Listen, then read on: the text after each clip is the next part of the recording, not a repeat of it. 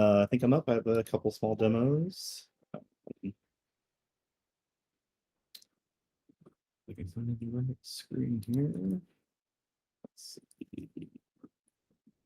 All right, this is a too many windows. Sorry. Oh shoot.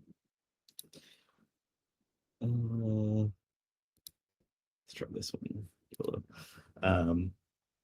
Cool. A few demos this week. A lot of small things, but just quality of life improvements. You'll see I have this group of measures down here. Before, when you search, they would not expand.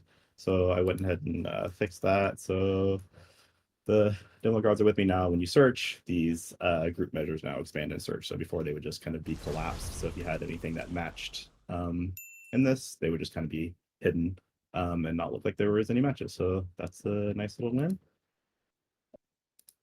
Made a small improvement to the markdown editor based on some customer feedback. So before you had this old behavior where if you had some highlighted text and you would hit, bold or italics or strike through some of these formatting, it would just like insert as many, markdown formatting little characters here as possible.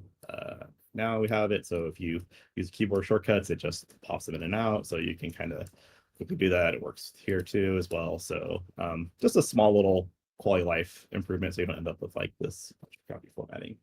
In the IDE, I added a couple of new controls here. Stephen had added this, property documentation. We do have like code folding shortcuts, but like they're like really hard to discover. They're not documented anywhere. So I added the ability to quickly code fold from here. And then also we added this, be able to find inside a file really quickly if you want to just pop that open and look through that. And then I have one more small one here.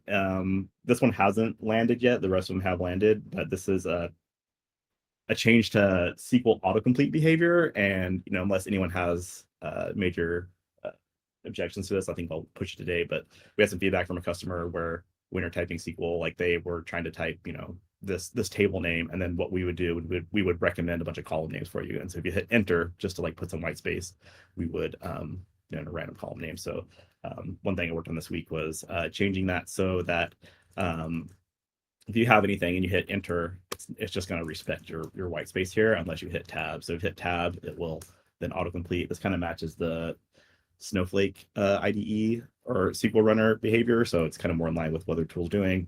If you do hit the arrow keys up and down, you can then use enter to autocomplete. So it's going to be a slight change. I think it's for the better, but there'll maybe some questions coming up on it. And this in the IDE, you will still be able to use enter like a traditional IDE where autocomplete enter does that. So this is only for the SQL places here, and then like maybe like in the edit field or add new custom fields, like where you're writing SQL, be that behavior. So hopefully that'll ship today.